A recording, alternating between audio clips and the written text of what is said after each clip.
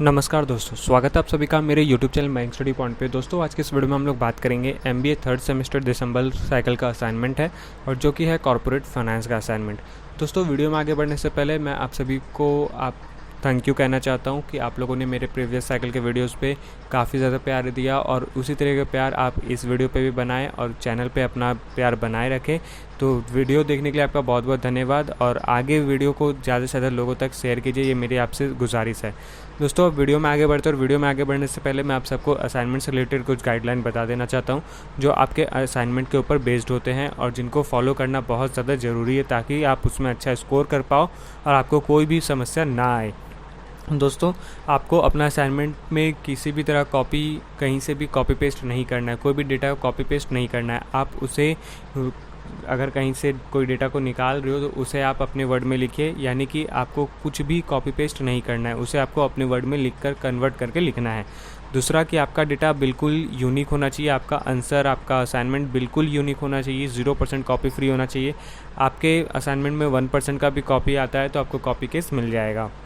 दूसरा कि आप अपना असाइनमेंट किसी को भी शेयर ना करें, अपना असाइनमेंट बिल्कुल अपने पास रखें। आपका जितना भी अच्छा फ्रेंड हो उसे शेयर नहीं करें। ऐसा नहीं है कि आपके फ्रेंड कॉपी कर लेंगे, हो सकता है कि वो कोई 1-2 लाइन आपसे कॉपी हो जाए या फिर कॉपी कर ले तो फिर आपको भी कॉपी केस मिल जाएगा, उनको भी कॉपी केस मिल जाएगा।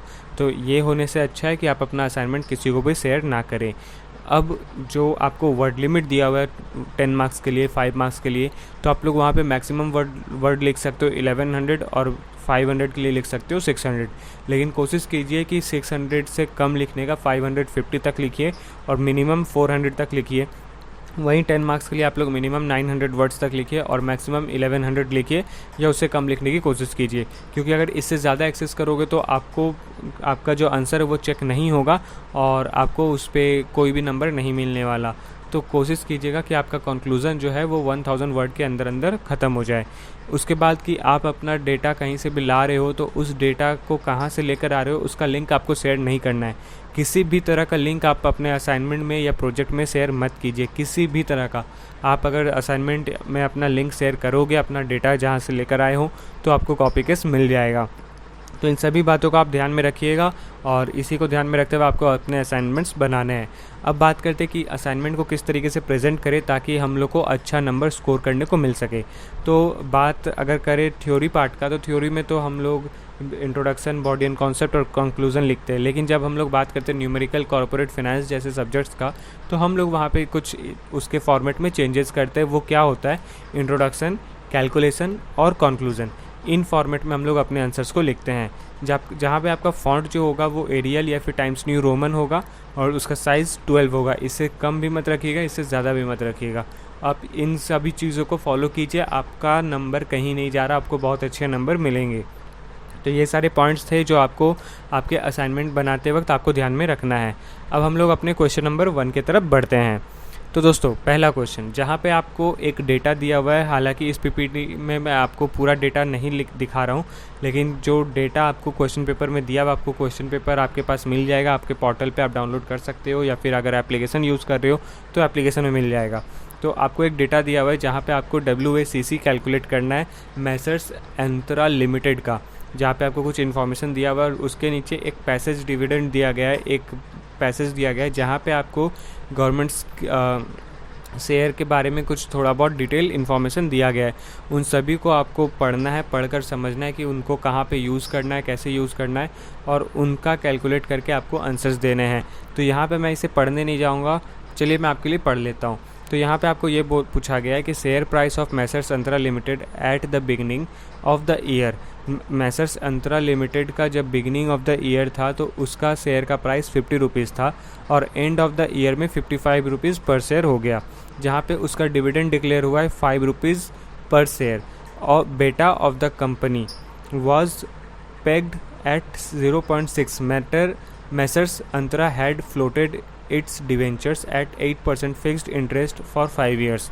जहाँ पे उसका बेटा कंपनी जो है वहाँ पे अंतरा का 0.6% का पेग्ड करता है और साथ में उसके जो डिवेंचर फ्लोट होके 8% का फिक्स्ड इंटरेस्ट बना लेते हैं 5 साल के लिए, the bank had extended a loan, bank ने एक लोन एक्सटेंड किया हुआ था जहाँ पे फ्लोटिंग रेट के बेस पे उसका इंटरेस्ट पेड हो जाता है 10,000 रुपये के लिए 8% का।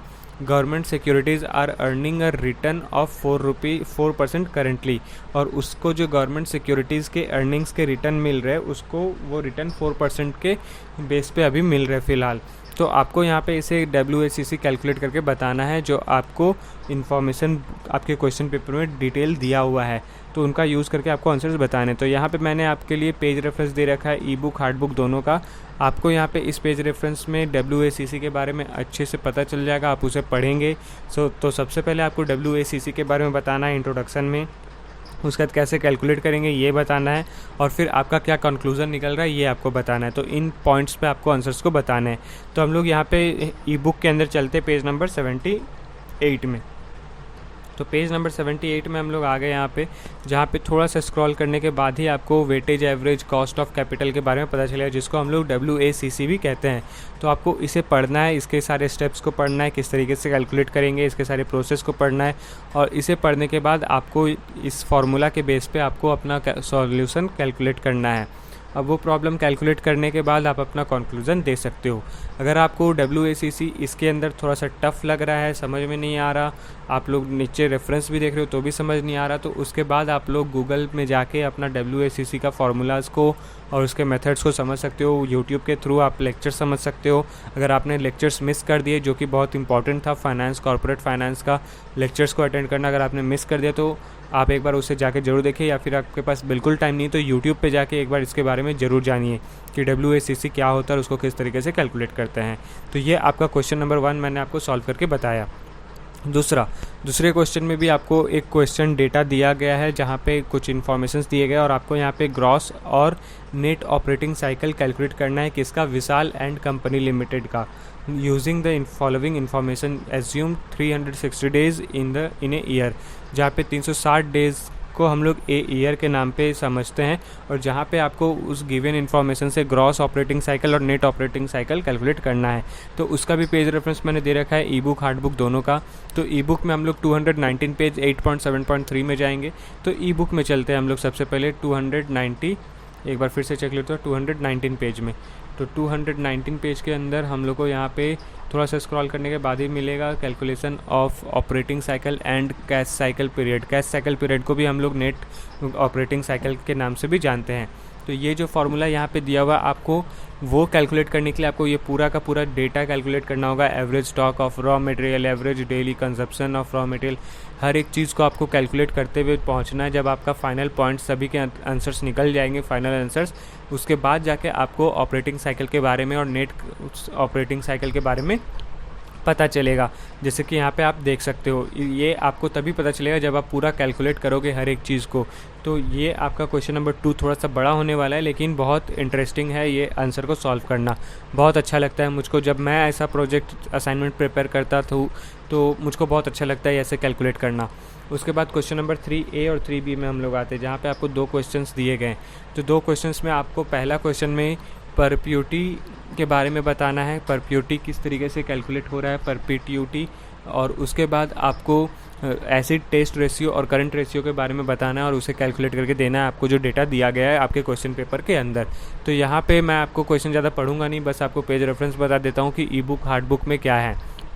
तो ई बुक में पेज नंबर 45 2.3.7 के अंदर आपको ये टॉपिक मिल जाएगा, परप्यूटी। तो हम लोग चलते हैं 45 पेज नंबर के अंदर सबसे पहले। तो 45 पेज नंबर के अंदर हम लोग को थोड़ा सा स्क्रॉल करने के बाद ही हम लोग को इसका डिटेल, इसका एक टॉपिक मिल जाएगा, जिसको हम लोग पढ़कर अपने हिसाब से उस इन्फॉर्मेशन को कैलकुलेट कर सकते हैं और अपने आंसर्स को निकाल सकते हैं।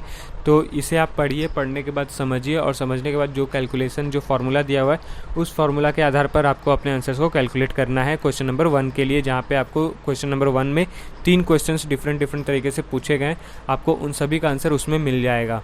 अब बात करते हैं करंट रेशियो या फिर टेस्ट रेशियो के बारे में, जो हम लोग को 255 पेज में हम लोग को जाके मिलेगा।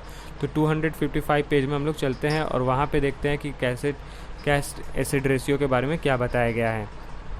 तो यहाँ पे आपको करंट रेशियो और एसिड टेस्ट रेशियो के बारे में बताया गया है, जहाँ पे यहाँ पे आपको फार्मूला दिया हुआ है, जो आपको इन्फॉर्मेशन दिया गया है उस इन्फॉर्मेशन से ही आप लोग अपना करंट एसेट और करंट लाइबिलिटीज़ को कैलकुलेट करके निकालते हो, और current asset minus inventory divided by current liabilities को निकालते हो, तो आपको आपका दोनों आंसर मिल जाएगा, जिसके बारे में आप पहले करंट रेशियो के बारे में बता दीजिए और उसके बाद एसिड टेस्ट रेशियो के बारे में बता दीजिए।